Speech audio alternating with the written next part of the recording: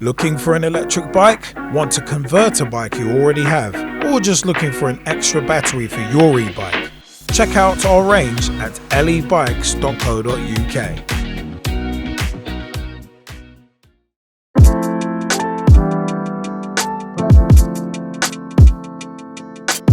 Hey everybody, what is up? My name is Liam Angel, aka Straight Shooting LJ, and welcome to this E-Bikes Opinion piece / vlog podcast.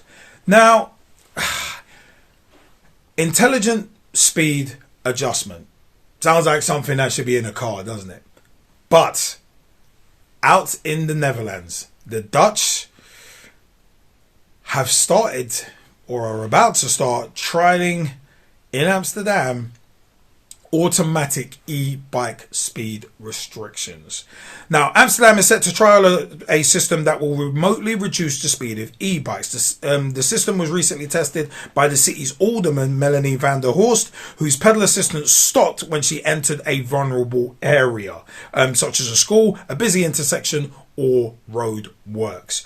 We have a bike that can really be slowed down, said Van der Horst. I'm curious to see people using this technology. Later this year, we're actually going to do a test on a cycle route in the city. I hope the busy bike paths in our city will be safer with intelligent speed adjustment.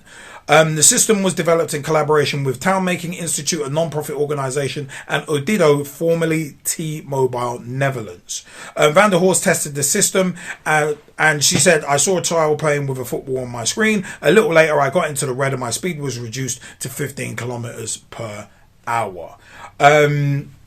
Paul Timmer, Cycling Corridor Asset Manager at Town Making Institute, said this solution is not only a technological advancement but a societal change enabler, allowing faster travel in less busy areas and ensuring safety in high traffic zones. He said that practical implementation of the system would be far less of an issue than garnering public support for it. I'm going to come back to that later. There are 5 manufacturers and suppliers of motors for electric bicycles. They all work with similar systems, he explained. In the Netherlands, e-bikes can have pedal assistance up to a maximum of 25 kilometers per hour, which is 15.5 miles per hour, which is the standard here in the UK as well. More on that in a different podcast episode. But it is one of them ones where recently as well, another thing that the Dutch are actually pioneering in is the use of roller test benches. Now, got to come back forward a touch, because the Dutch police have a roadside device for identifying illegally fast and powerful e-bikes. So 247 new roller test benches are in use across the Netherlands. Dutch police are using roller test benches to check the maximum speed of mopeds across the Netherlands, and they can also test whether electric vehicles such as e-bikes, speed pedelecs and fat bikes comply with applicable legislation on speed. The 247 new devices have been rolled out partly in response to an increase in the number of accidents resulting in serious injuries to cyclists in recent years. 2022 also saw the highest number of fatal accidents ever, said police, adding that these figures more or less keep pace with the rise of electric bicycle and electrically powered two-wheelers. The roller test bench has 2 settings: mopeds or electric vehicles. With mopeds and light mopeds, check for a maximum speed. Police don't check the speed of electric vehicles such as e-bikes, fat bikes or speed pedelecs. Instead, they assess the moment at which the pedal assist stops. So it is one of them ones where both of these things are actually quite interesting, and obviously both regard speed. Now, as I've said before, it's about education and having speed limits in place, because at the end of the day, there's no automatic limiters in this way in terms of cars, like someone remotely being able to control your speed. I just think it's a bit sinister, to be perfectly frank. Call me old fashioned. It feels a bit, I don't know, it feels a bit weird. It feels a bit Big Brother state for me, where it's like, yeah, we're going to control the speed you can go at in these areas.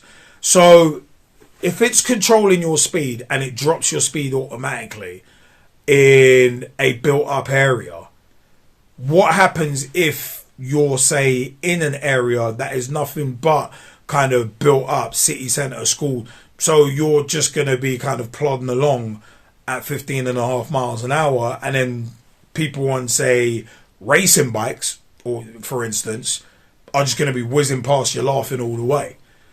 And also as well, that's going to, I think, drive a lot of people away from e-bikes, because it's one of them where it's just like, well, I want an e-bike to go a bit faster and have that assistance, so that I don't have to maybe put in as much effort as a regular bike, or I can get somewhere where I want to go quicker and with a little less effort.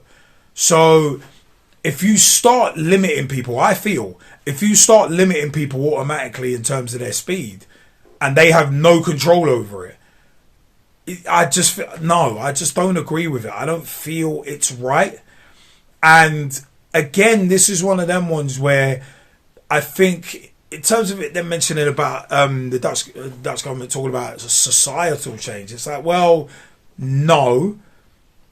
I said, if anything, it could drive people away from electric bikes. And if you want to make societal change in that way, you need to educate and inform people. Not just say, well, here's an electric bike, you've paid £1,000, £2,000, £3,000, but we're going to control the speed you go remotely. You're not going to have total freedom on your own bike that you've just paid thousands of pounds for. No, don't agree with it. I'm sorry, but as I've said before, as an e-bike enthusiast and an e-bike owner, I don't agree with this. And of course, I'm biased. I'm not afraid to admit it. But I just don't agree with that concept. And these roller benches as well are interesting in terms of it's kind of like those kind of speed check cameras for cars. So the roller bench initiative, I can understand it, but it's one of them was it's a bit of a distorted playing field, because most e-bikes will have a constant power. If you buy an e-bike that's 250 watts, it can have a constant power in general of 250, but a peak of 750. So how are you going to measure that on one of these roller benches? And one of the other things as well is that you're going to have to literally pull over every single e-bike rider to establish a proper baseline for it. This is what I think. And it is one of them ones where, so if you just so happen to catch a couple of guys like riding a 750 watt e-bike or 1,000 watt e-bike, then is that your baseline?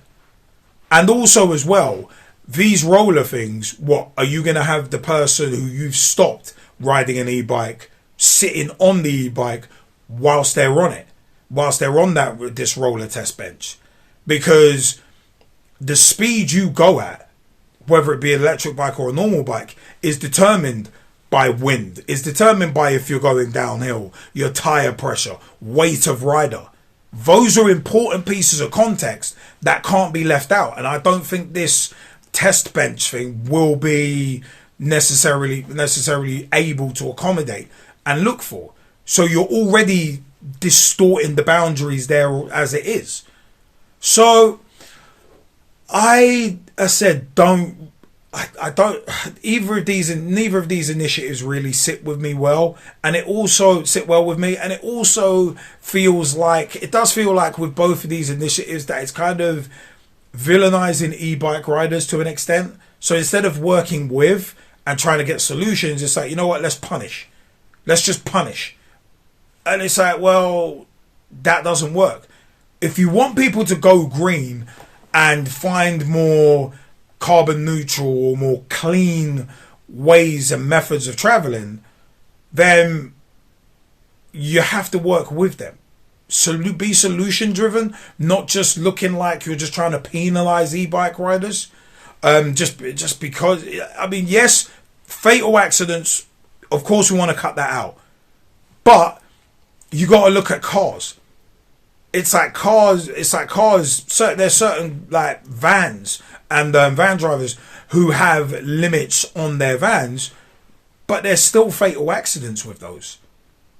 So the speed limiting, like that automatically happens in certain cars. If you've got a bad driver at the wheel, it doesn't matter. It's like there's going to be an accident and it's potentially going to be fatal anyway. So just limiting speed is not going to cause a societal change. If anything, as I said, it will probably drive people away from e-bikes, because as I said, I'm buying something like an electric bike or a regular bicycle to have the freedom to move how I want, wherever I want, and be the master of my own destiny in terms of time it takes to get to destinations. If I'm being limited as soon as I go through a certain area that just so happens to be on my commute, I'm going to think, you know what, bugger this. I don't really like this. So, yeah, I'm not in agreement with either initiative. And I think both of them, I think they might end up in a few other countries, but public outcry, I think, will outweigh public uptake of these kind of things. Especially when it comes to people who ride e-bikes on a daily basis, because it seems like it's unfairly penalising. And as said, a bad rider, a bad driver is going to override any of these things anyway, and cause accidents and cause fatalities. It's not just about the speed. You could be an exemplary rider of an electric bike, have 25, 30 years of experience of riding bicycles, mopeds, all that, and have a 750 or maybe even 1,000-watt motor on your bike and not ever cause an accident or put anyone at risk because you're a careful rider. But it is one of them ones where it's like, with this kind of system, you get penalised, you get your bike confiscated. So it's, I just don't agree with it. I personally do not agree with it. But I want to know your views. Do you think that the Dutch are kind of streets ahead, or they're just causing more issues? Because I think there's going to be blowback from this. Automatically limiting the speed of an electric bike once it enters built up areas, or areas such as school zones and that kind of thing. Do you think it's a good idea? I think you educate the rider, you solve half the problem, in my opinion. And also these bike testing benches to test for illegally souped up bikes. Do you think they're going to work?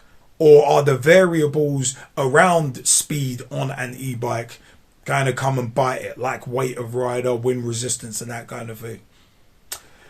lebikes.co.uk is our website. If you want to get started in the world of electric bikes, no better place than with us here at LE Bikes. We do mid-drive motor conversions. We can convert your bike into an electric bike with a Bafang mid-drive motor and a nice long-range battery to go with it as well. youtube.com/@LE-Bikes is our YouTube channel. We're on TikTok as well, on both of those, and also on Instagram. You can find us at LE Bikes. You can find vlog and podcast previews. You can find our tips and tricks series as well, with some tips and tricks to keep your e-bike ticking over and performing nicely as well. Also, we are on Facebook. We're on Twitter. Have a look for LE Bikes as well. All over the socials. I have been Liam Angel, aka Straight Shooting LJA, and for another LE Bikes opinion piece vlog/podcast. Take care and happy riding, people.